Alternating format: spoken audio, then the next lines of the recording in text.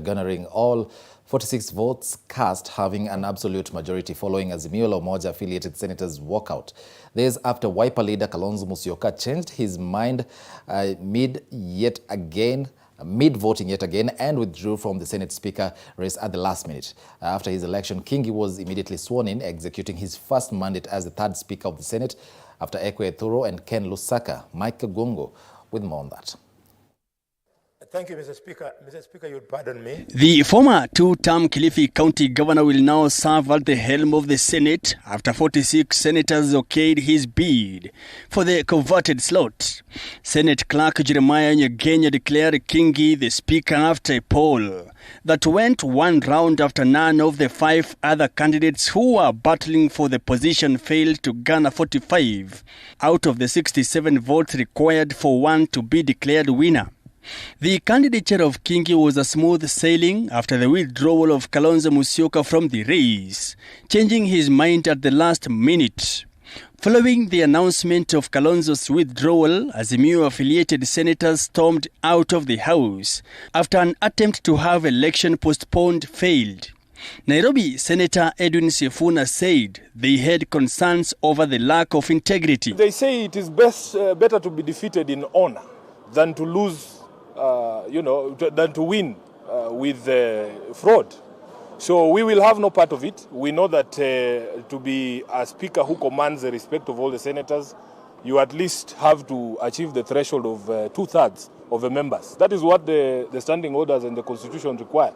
So he is going to be a minority speaker, so to speak, because he will not get the number of senators that is set in order to command the sort of respect that a speaker of a house as honorable as this should command. If midway you realize that the person that you casted the ballot for is not fit to hold office, what are you supposed to do? What's the recourse? In his maiden speech as the Speaker of the Senate, Kingi vowed to discharge his duties with integrity and in accordance with the Constitution. I also wish to urge honorable senators to adopt and nurture bipartisan and collegiate leadership approaches that will transform and invigorate the Senate to embrace the various political shades and interests represented in the 13th Parliament and ensure they find their rightful place. Kingi will replace Kenneth Lusaka, who was elected governor of Bungoma County. He becomes the third Senate Speaker after Ekwe Ethuro from 2013 to 2017 and Ken Lusaka from 2017 to 2022.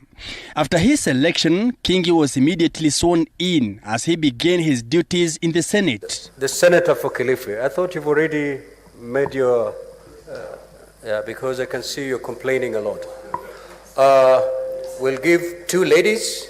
Na wapongeza ndugu zangu kina Murkomen ambao walikuwa na idadi ya kupigia mtu ambaye angetoka upande wa bara, lakini wakatupa sisi wa pwani nafasi kwa sababu ndugu yetu Kingi una uwezo na tajriba ya kulipeleka bunge hili. Mr. Speaker, we have a golden opportunity as the senators of this country to truly make devolution work by utilizing the capital we have in the goodwill of President William Ruto to support devolution. Peaceful proceedings, teamwork in this nation. And I believe through these processes, we are going to deliver and we are going to serve Kenyans. Meru Senator Kadhure Murungi was also elected Deputy Speaker unopposed. This was after Kilifi Senator Stewart Madzayo withdrew from the race. Mike Kagwongo, TV 47, Nairobi. Well, on Thursday, leaders elected to the National Assembly and the Senate took oath of office before they could officially start serving the public. And as is usual, some of them stood out in the manner in which they dressed and took their oath. As a Speaker of the National Assembly, this day was set aside for the elected and nominated leaders in the National Assembly and Senate to take oath of office. Senator Murango James Kamau, Kirinyaga County. Some of them stood out. In the Senate, Kirinyaga County Senator James Kamau donned one of the most unique colors, a yellow suit. And when it was time for him to be sworn in, nikiwa nimechaguliwa kama mwanachama wa Seneti, na hapa kwa jina la Mwenyezi Mungu kwamba nitakuwa mwaminifu na mtiifu kwa watu na Jamhuri ya Kenya na Rais wangu William Ruto kwamba nitatii. Out of order. Point of order. Point of order. Okay, sorry. No. Point of order, clerk. Point of order. Mimi. Kamau did not stick to instructions. Honorable Senators, it will not be necessary to raise points of order. The oath must be read as it is. The oath is going to be read as it is. He was forced to take the oath, this time, as it is expected of him after some of the leaders opposed his earlier oath. Na hapa kwa jina la Mwenyezi Mungu kwamba nitakuwa mwaminifu na mtiifu kwa watu na Jamhuri ya Kenya. Some of the leaders opted to use Kiswahili when being sworn in. Mimi Jackson Kiplagat Mandago nikiwa nimechaguliwa kama mwanachama wa seneti, na hapa kwa jina la Mwenyezi Mungu kwamba nitakuwa mwaminifu na mtiifu kwa watu na Jamhuri ya. Others had a difficult time pronouncing some of the words written in the declaration document. And that I will faithfully and conscientiously discharge the duties of a member of Parliament, so help me God. And when it came to voting for Speaker of the National Assembly, Ruaraka Member of Parliament TJ Kajwang raised issues with former Bungoma Senator Moses Wetangula vying for the seat. This House, passed by this House, implementable by this House, that the person should not hold a public office arising out of matters concerning integrity. So in both those grounds, I ask you, returning officer, to find that one Moses Wetangula is not eligible to be a candidate for the Speaker of this House. That he cannot substantiate by way probably of tabling a copy of that letter that he purports the Honorable Senator Wetangula resigned on the 9th of August. It is also in my honorable clerk that the Honorable Moses Wetangula indeed resigned 2 days after the gazettement of senators by IEBC in the Kenya Gazette. And those are facts. In response, Acting Clerk Sarah Kioko confirmed that Wetangula was eligible to contest for the seat after meeting all the requirements needed for the position. She added that Wetangula submitted his resignation letter addressed to the office of the Speaker of the Senate. Yeah. So members. Sharon Baranga, TV 47. Well, moving on, Justine Muturi and Kenneth Losaka, the outgoing speakers of the National Assembly and the Senate, respectively, have highlighted the achievements and misses under their tenure at the helm of leadership of the August House as they appeared at Parliament buildings to officially hand over to the new incoming House leadership. TV 47's Moige William was there, and here is his report. The official start of the 13th National Assembly and therefore the Senate signaled the official end of the 12th Parliament, with their leadership in line to hand over the reins to the incoming speakers of the National Assembly and the Senate. The duo of Muturi and Lusaka, who will be the governor of Bungoma for a second non-continuous term, taking time to take stock of their tenure at the helm of the second arm of government. Muturi has served for 2 consecutive terms, being elected into the Speaker seat in 2013, serving up to 2022, this time opting to focus to serve the country in a different capacity.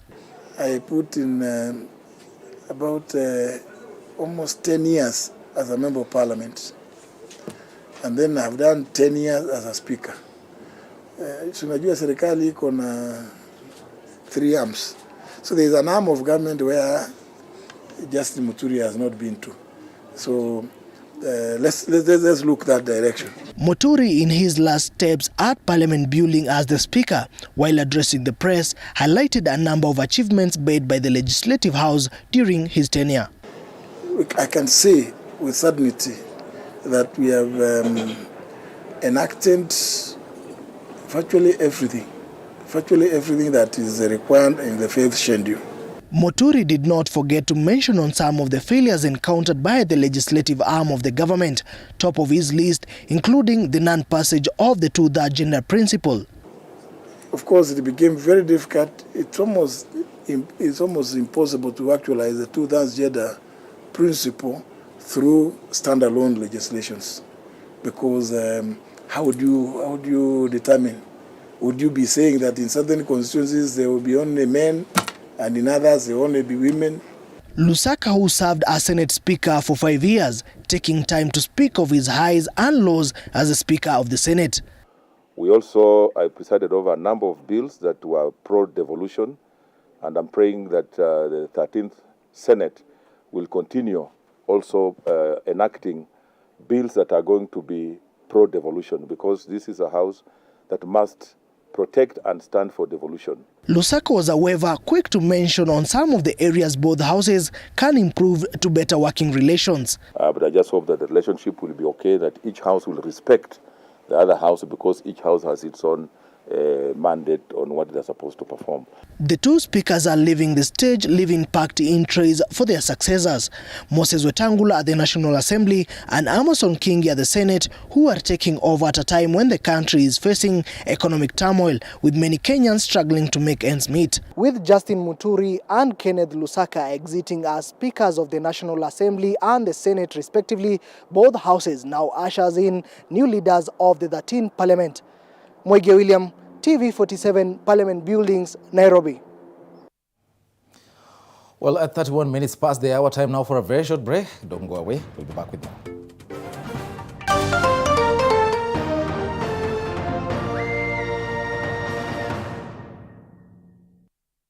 You are watching TV47, the home of untold stories.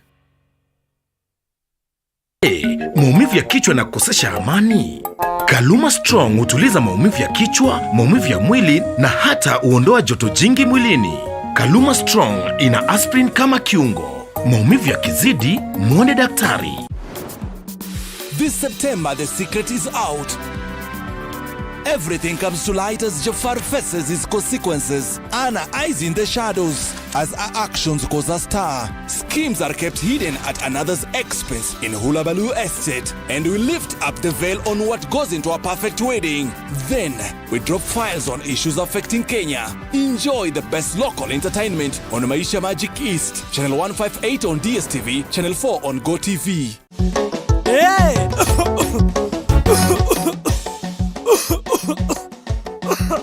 Kaluma King Herbal Lozenges zinazo nguvu maradufu kutuliza kikohozi, vidonda vya koo na mafua.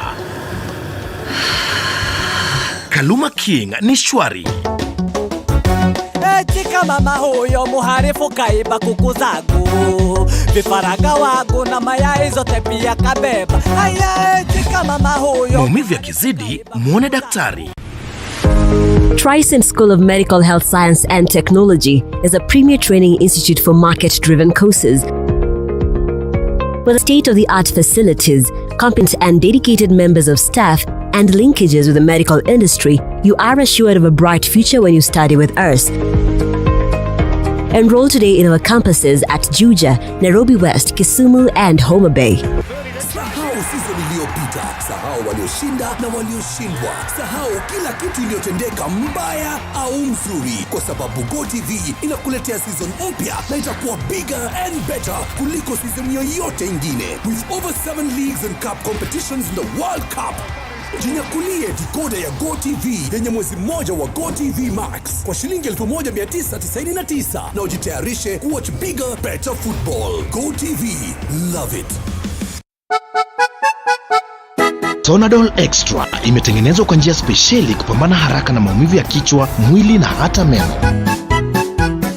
Sonadol Extra, hakika maumivu yakizidi, pata ushauri wa daktari. Do you aspire to acquire knowledge and skills relevant to the job market and entrepreneurship? Join us at KIPS Technical College, one of the largest NEC examination centers in Kenya and the premier tertiary institution established and mandated to operate by TVET Authority. We lead when it comes to offering high-quality technical and professional training and bringing out the best in our students. Our ultra-modern learning facilities, highly qualified and experienced lecturers, attachment liaison office, counseling office make us the preferred choice. Limited HELB loans are available to students. Our intake is ongoing for full-time, evening and online classes. Join us today and experience the KIPS difference. KIPS Technical College, your sure path to success.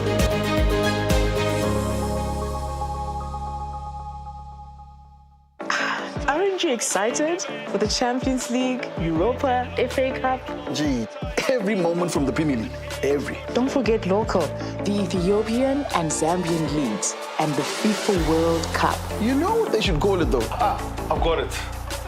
Football's greatest season. Get DStv so you can drink from every cup that matters in football's greatest season. Only on SuperSport. Are you a registered teacher or instructional leader in either private or public school? Mount Kenya University invites you to enroll for the Teacher Professional Development Program. The university is an accredited TPD service provider by the Teachers Service Commission. September intake is ongoing and the training will be conducted from 19th to 23rd September 2022. The introductory module is offered online. Download the MKU TPD app from Play Store. Mount Kenya University, unlocking infinite possibilities. Sahau season iliyopita, sahau walioshinda na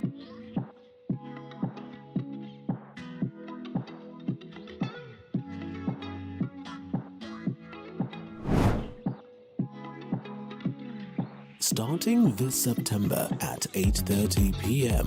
Hi and welcome to The Grind. My name is Violet Njoki. We continue to provide the platform that aims to inform and educate on business-related matter. We are here to ask all the relevant questions on your behalf. When it comes to a catering business, do you need licenses?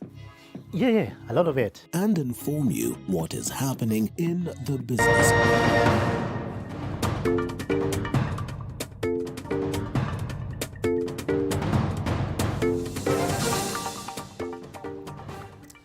Welcome back and thanks for staying with us. Kenya Kwanza's Moses Wetangula has been elected the National Assembly Speaker after defeating Azimio candidate Kenneth Otiato Marende. Wetangula garnered 214 votes against Marende's 130 votes, winning the first round of the vote after Marende withdrew from the second ballot.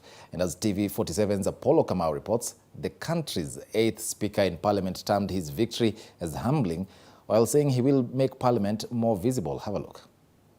To declare that the Honorable Moses Wetangula stands elected as the Speaker of the National. Former Bungoma Senator Moses Wetangula added another cap to his illustrious public career by becoming the country's 8th Speaker. The Kenya Kwanza candidate trounced his only competitor, former Speaker Kenneth Marende, after garnering 214 votes against Marende's 130 votes on the first ballot. Despite the two candidates failing to reach the needed 233 votes or two-thirds threshold, Wetangula was declared the winner after Marende withdrew from the second round.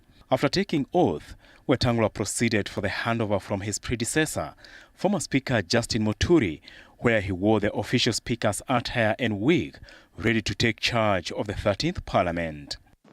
On whom falls the great responsibility of guardianship of the authority of this House. The next order. In his speech, the new Speaker promised to make Parliament more open and transparent to Kenyans, to facilitate the work of the new Committee on Petitions, and facilitate live coverage of House committees currently confined to the main parliamentary chamber. My eyes shall be keen to see and listen to all of you. My office will not be an ivory tower, accessible to all of you. I understand to be impartial and promise to see to it that you are able to effectively discharge your constitutional mandate. Before the election could commence, Azimio's Ruaraka MP TJ Kajwang had opposed Wetangula candidature, citing integrity issues in reference to the 2010 Tokyo Embassy scandal, which forced Wetangula to step aside. Claims rebutted by Garissa Township MP Eden Duale, who said Wetangula was cleared and reinstated by late President Mwai Kibaki. For President-elect William Ruto, gaining control of the two houses of parliament is crucial for the passage of key government bills, while for the Azimio side, it will be stamping authority on checking government excesses in the two houses.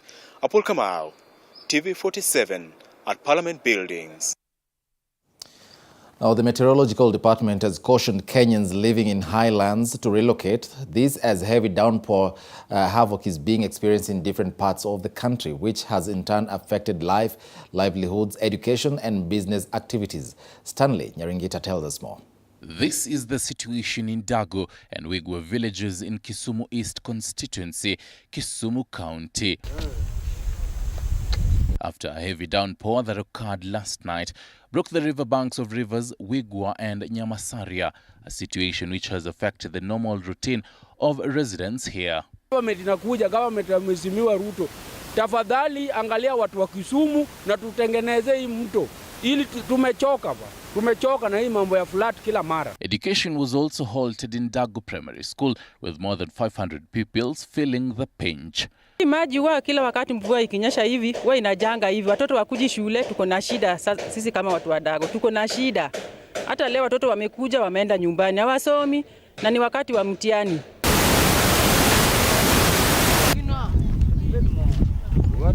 The residents at the same time have called on the county government and national government to partner in order to clean the two rivers. The script is the same in Mount Elgon constituency, Bungoma County, where most of the affected say they might be forced to start life afresh after their domestic animals and crops were washed away. Nimeshangaa siku ya leo kwamba hii mto ya Kiptaiwa imefurika vilivyo. Mpaka sasa hatujajua madhara kamili ambayo inaweza kufanyika. People living in highland areas have however been advised to relocate so as to avoid mudslides. Farmers have also been urged by the Meteorological Department to plant fast-growing crops. Tunatarajia kuwa kutakuwa na shida ya chakula ya mifugo. Kwa hivyo wakati huu ambao bado tuko na mvua, tunaomba kuwa wakulima ambao ni wafugaji wa ng'ombe wanaweza kuweka chakula ya mifugo. According to a climate outlook by the Ministry of Environment and Forestry, the Lake Victoria Basin, the highlands west of the Rift Valley, Central Rift Valley and parts of the Southern Rift Valley are likely to experience above average rainfall in the month of September this year. Stanley Nyaringita, TV47, Nairobi. Well, moving on, President-elect William Ruto is the first president in Kenya with a PhD. His impressive academic performance traces back to his primary, secondary and university learning institutions. Elizabeth Atieno now reports on President-elect's journey at Wareng Secondary School. This is Wareng High School in Kapsaret, Uasin Gishu County. Behind the closed doors of these well-constructed classrooms are hundreds of students who take pride in being part of a school that has produced the country's fifth president, the now president-elect William Ruto. Ruto joined Wareng High School as a Form 1 student in 1981 and completed his O-levels in 1984. I saw a small child with very bright eyes. And that picture has never stopped. Nilikuwa mwanafunzi nikiwa hapa nikifanya kazi kama basa Wareng seko hapa kwa shule. Na alipokuja kwanza alienda akaishi huko kwa kijijini huko. This abandoned building, now occupied by unwanted materials, was a dormitory where the president-elect William Ruto slept. His first destination after waking up was this classroom. It is here where Ruto was nurtured to be the leader he is today. First of all, I want to say I'm very, very happy and glad that His Excellency Dr. William Samoei Ruto was elected as the President of the Republic of Kenya. And we are very, very proud as a school which nurtured him, which shaped him, and gave the foundation which propelled him up to the level that he has reached. The students currently occupying this classroom have expressed their pleasure, hoping that one day the light shined upon Ruto will be reflected in their future. For having President-elect coming from this school and from the humble background, it has motivated us. For as students, knowing that where you are coming from does not determine your future. Does not determine the person you'll become in future, as long as you work hard. And being in Wareng is such a privilege for me. In fact, for all the students I've encountered in this school, because I've come across so many students since I'm a counselor. And for the fact that the president-elect was from this school really inspires us, and we feel so great being here. According to Ruto's teachers, he was a walking testimony of the school's core values, as he was a diligent, godly, accountable, honest, and an obedient student.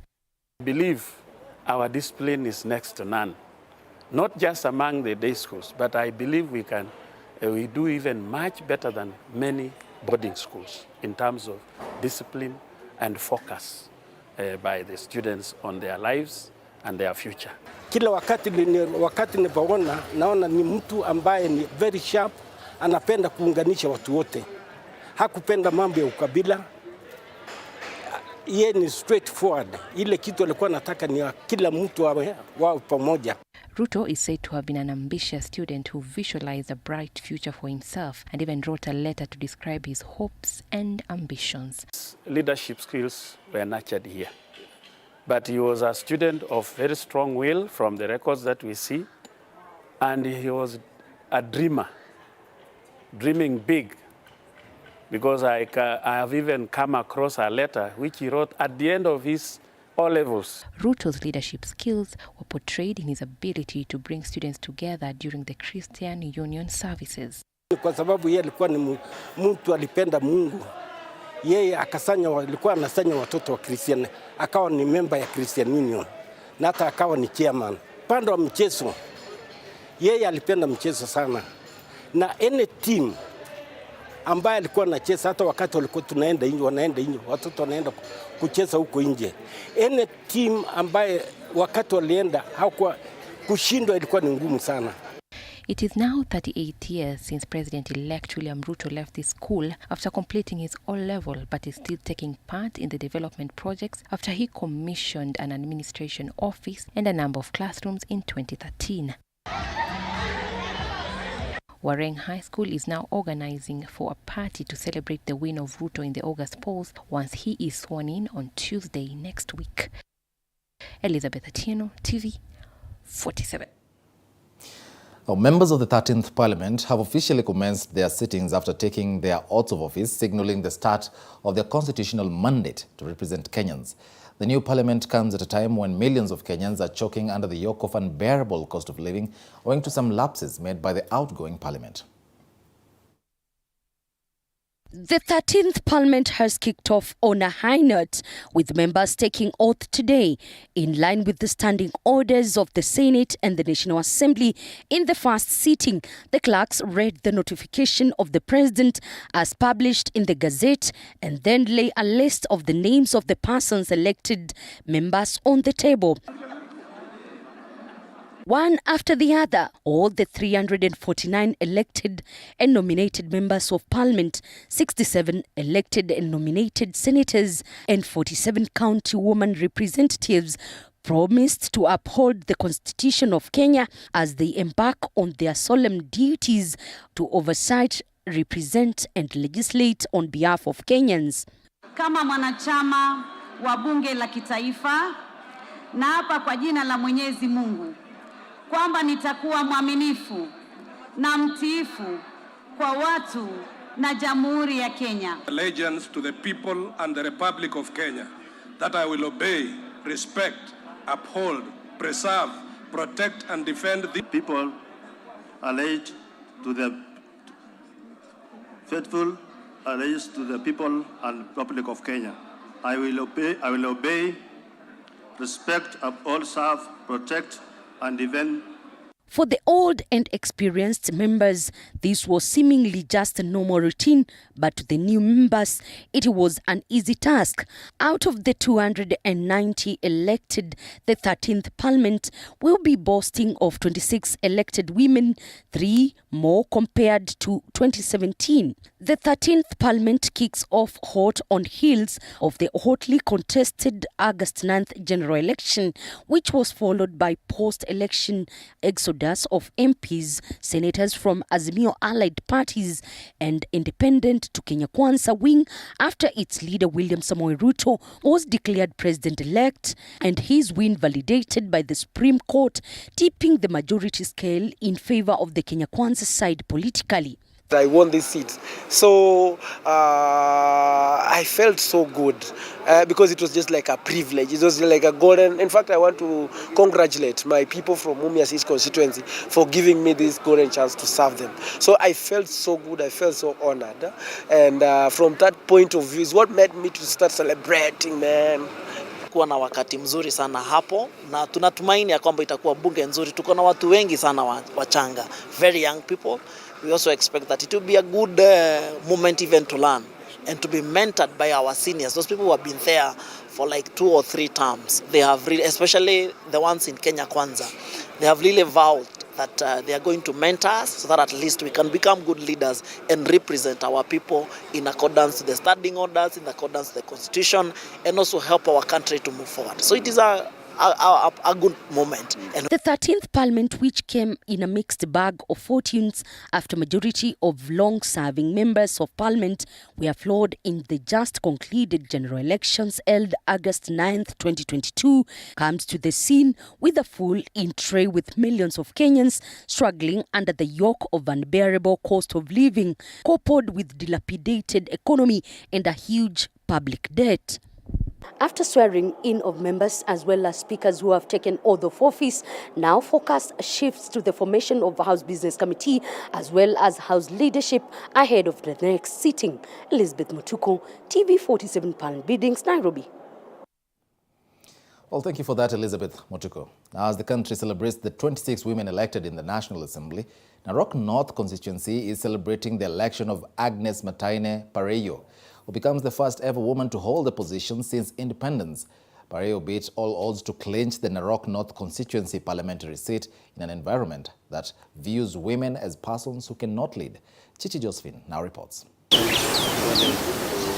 The mother of 4 says the journey has not been a walk in the park, as many top political leaders had already opposed her victory and were backing the men whom they believed deserved to lead the community. They believe men have where they think it is only them that can be leaders.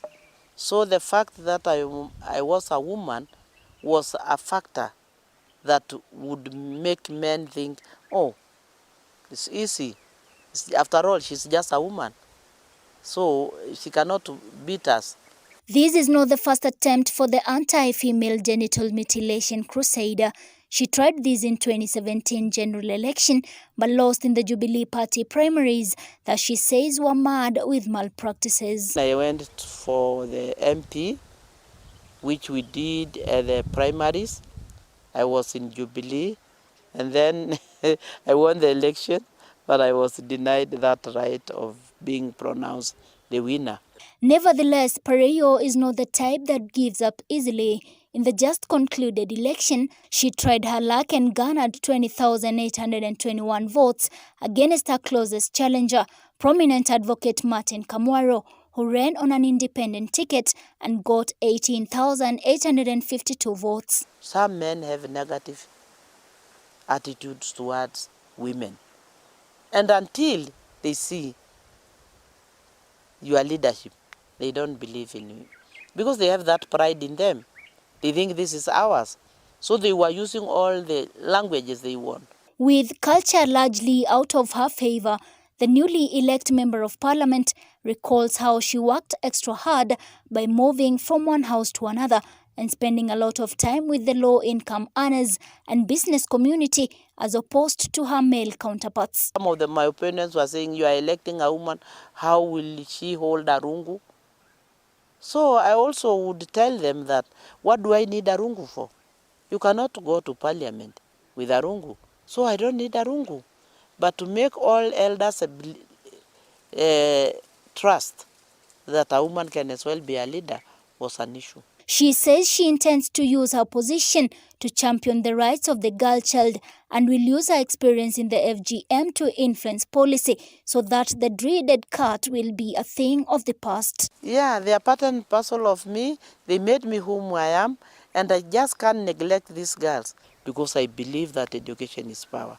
And it's only after they have gone to school they can sustain their beliefs and the wishes of their own hearts. Pareyio is among the 26 women elected as Member of Parliament in the August general election, up from 23 who were elected in the same position in 2017, as Kenya steadily tries to close the gap of gender representation. Chichi Josephine, TV 47. Well, thank you, Chichi Josephine, for that piece. Now, to the latest in the world of sports, prolific cyclist Sule Kangangi, who passed on earlier last week in America after being involved in an accident while taking part in the Vermont cycling race, has been laid to rest at Kiplombe Cemetery in Eldoret town. Family members, cycling enthusiasts, cycling stakeholders, as well as friends from all over the world gathered at the Ranix Athletic Center in E10 for body viewing, as well as paying their last respect to the cyclist, as many termed him as a humane athlete full of love. Others describe him as an iconic cyclist who inspired many people around the world, and he has left a big gap in the society. My brother and friend, Thomas Sule Kangangi, he was a real giant of the sport. In 2 years, from the time we started this project, he really set the world on fire. You can tell by the tributes that have come across all over the world, from thousands of people mourning his loss, because he was really not only a singular talent, but he was a man of character and a man who inspired that next generation